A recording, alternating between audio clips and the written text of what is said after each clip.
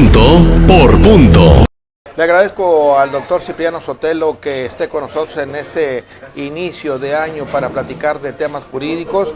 El doctor Cipriano Sotelo, usted lo conoce muy bien, es abogado, rector de la Universidad de Ciencias Jurídicas del Estado de Morelos, y a quien saludo y deseo lo mejor para este 2025. Doctor, qué gusto. El gusto es mío, mi querido Javier, deseándote por supuesto un excelente 2025, sobre todo mucha salud. Sí. El éxito, mi querido amigo, pues, se consigue trabajando y tú lo sabes hacer muy bien. Así es, no, muchas gracias, doctor. Oiga, pues quisimos platicar empezando el año con usted porque queremos saber cuál es su opinión, cómo le va a ir a México, cómo le va a ir a los mexicanos en este 2025, sobre todo y muy particularmente en el tema jurídico. ¿Con qué arrancamos este año nuevo? Muchas gracias. Bueno, en una opinión unilateral, personal, creo que no es un año que nos vaya a traer buenas cosas en el ámbito jurídico, son retos muy importantes.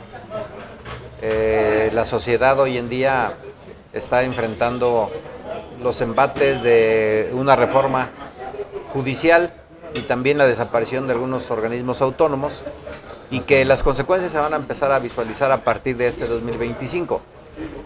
El ser abogado parecería que es muy sencillo, que vayas a la universidad, pases las materias y ya, pero no, se requiere un constante aprendizaje. Después de 30 años yo sigo aprendiendo, seguimos leyendo, seguimos investigando, seguimos viendo qué dice no solamente la Corte Mexicana, sino cortes internacionales. De tal manera que quien llegue a ser juez, magistrado o ministro debe tener un conocimiento bárbaro. Con la propuesta que hizo el partido en el poder, yo considero que ya no se va a requerir tener ese conocimiento, ese dominio del área jurídica, los requisitos son mínimos. Y nos va a costar mucho trabajo empezar a entender que el dictar una sentencia, el juzgar, no es simplemente con voluntad, ni con un sentimiento de justicia, sino que el debido proceso implica un conocimiento exhaustivo de la ley. Y esas son las limitaciones con las que nos vamos a encontrar.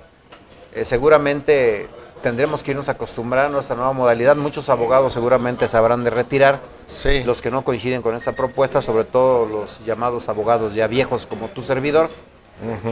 Y bueno, también en el ámbito académico las cosas no son tan sencillas, porque en consecuencia de que ya no se requiere tanta exigencia, tanta preparación, pues mucha gente ya no va a ir a las universidades a prepararse.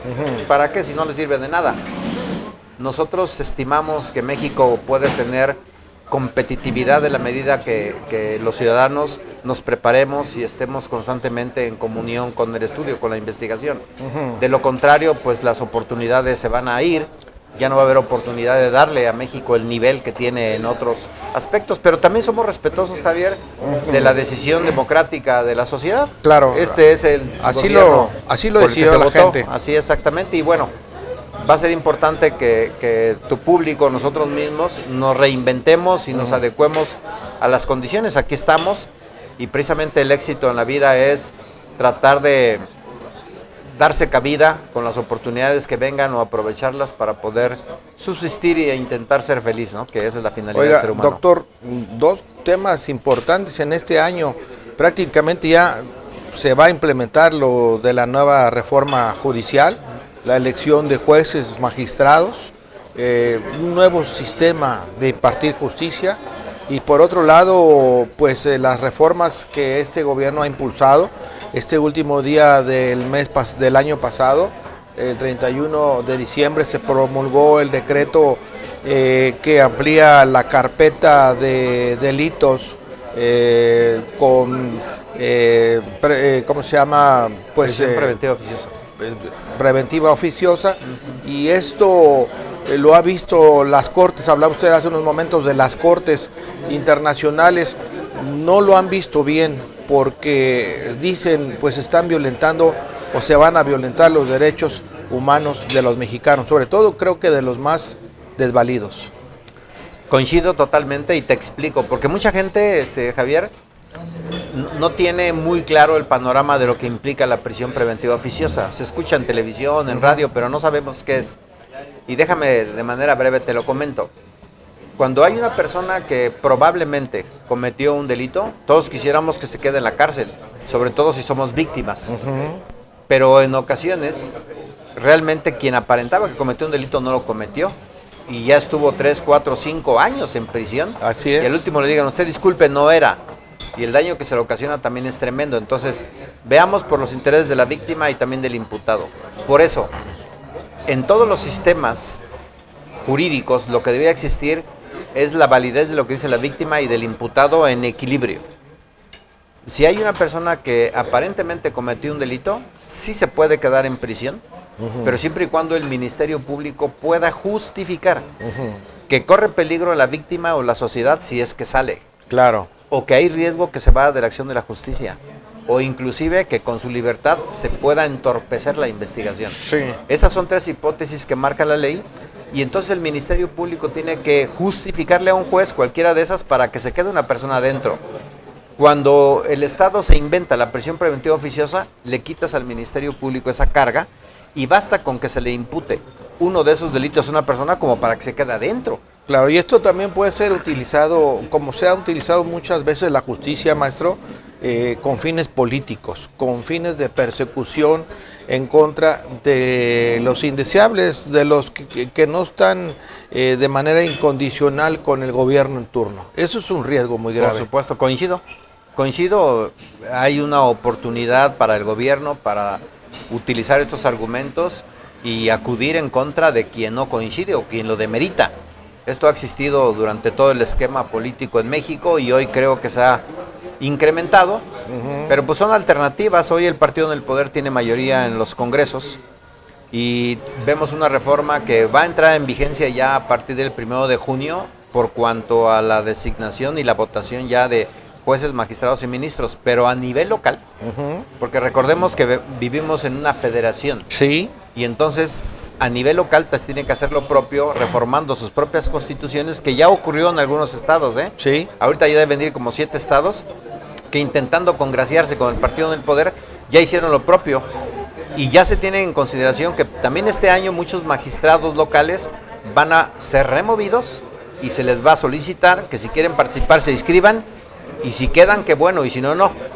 Pero con independencia de eso, yo creo que se va a determinar quién llega al poder y no con fines políticos y no tanto con fines jurídicos. La gente no va a tener libertad para votar, como pasa en las campañas políticas, siempre se utiliza la mentira, se utilizan los recursos económicos, se utilizan las propagandas para lograr convencer y engañar a la gente. Oiga, y es muy probable que esta primera elección para designar a jueces, magistrados, ministros de la Corte sea una elección desangelada, porque yo no veo el interés en la población como para participar en un tipo de elección de esta naturaleza. Si acaso sí le interesa votar en favor de su presidente municipal, que es su autoridad más cercana, que es el lugar donde vive, pero a un juez, a un magistrado, a un ministro de la Corte, pues lo ve muy lejano, ni le entiende, con todo respeto pues para la mayoría común como yo, que no le entiende realmente cuál es la función de un juez, de un magistrado y de un ministro, y que de manera inmediata no nos impacta, aparentemente. Sí, ese escenario por supuesto que puede acontecer. Yo coincido que puede realmente pasar. Si cuando son elecciones a cargos de elección popular comunes, como presidencias municipales, diputaciones, gobernadores, presidentes de la República, suele acudir un 60% del padrón.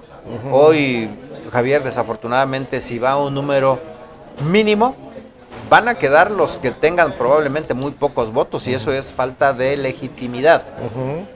Con un voto se gana. Así es. Ojalá y no sea así, porque lo que necesitamos son jueces que realmente lleguen con la aprobación de la gente. Podrían tener legalidad, pero no legitimidad. Ajá, eso. Si tienen legitimidad porque llegaron con buenos votos o no legitimidad, pero una vez en el cargo, también necesitamos calidad. Y esa calidad es con la que yo siempre he estado pugnando que pudieran encontrarse. Lo veo complicado, dada la exigencia de los requisitos. ¿Qué propusimos nosotros en su momento cuando se trabajó la reforma? Pues de entrada que se exigiera que fueran doctores en Derecho. ¿Qué implicaba? Que por lo menos se han preocupado por prepararse.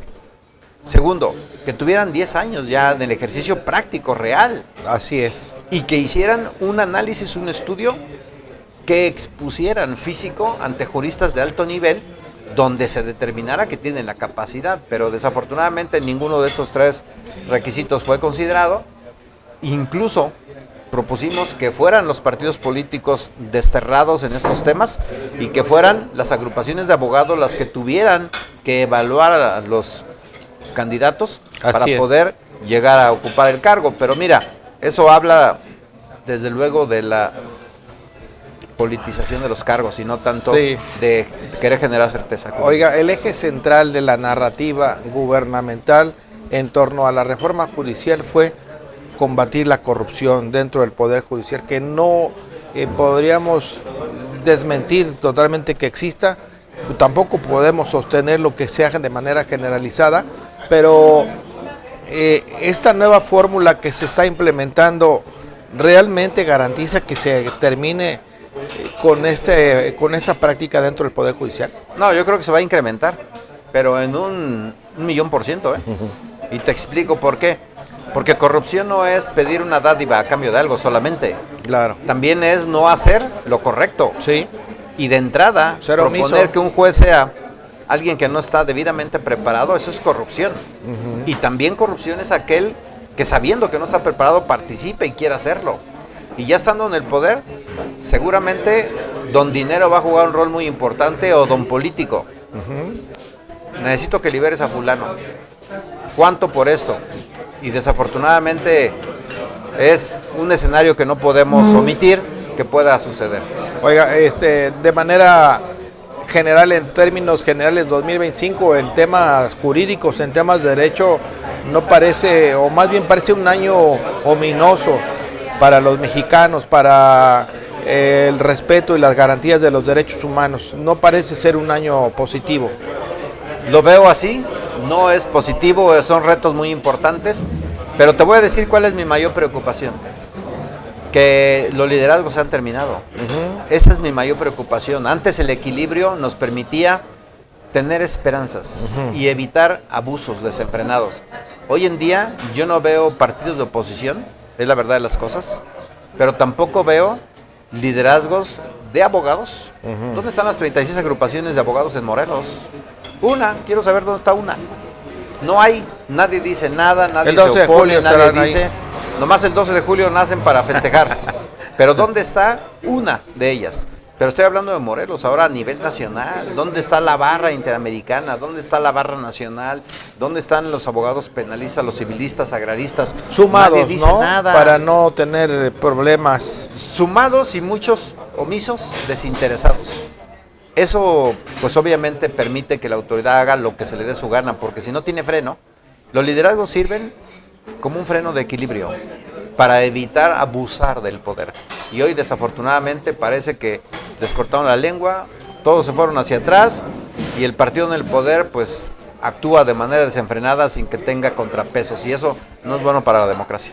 Doctor, pues muchas gracias por estar con nosotros como siempre. ¿Algún mensaje de inicio de año para la audiencia de Punto por Punto, doctor? Gracias, mi querido amigo. Pues es un año complicado, pero por supuesto trabajando siempre y con buen ánimo se pueden lograr las cosas. Que Dios los bendiga y les deseamos un excelente 2025. Gracias, doctor. Gracias, mi querido amigo. Muy amable, gracias. Continuamos con más.